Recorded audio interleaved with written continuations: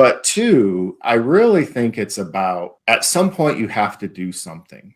And sometimes when I publicly speak, I end on a saying called essayons. And my first job out of college was I was a young lieutenant in the U.S. Army Corps of Engineers. And the Corps of Engineers saying is called essayons. And essayons is a French word for let us try. And at some point, and that has just guided just me as a person my whole life of let us, at some time, you just got to try. And you have to not be afraid of failure.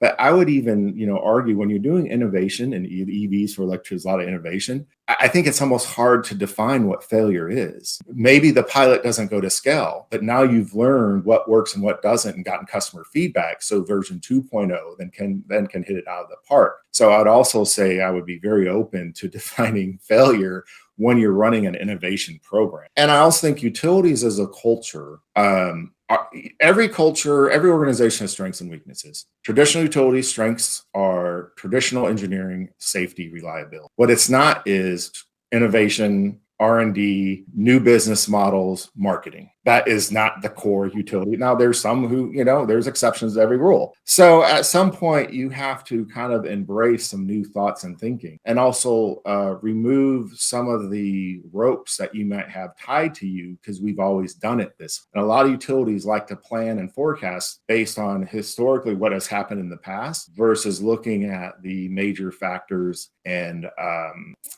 disruptors, whether you like it as not as a utility. And I would say EVs are happening whether you like it or not as a utility. It's not in your control, and utilities don't like things that they're saying, that they're not controlling. Engineers don't like that. And there's a lot of engineering culture in utilities.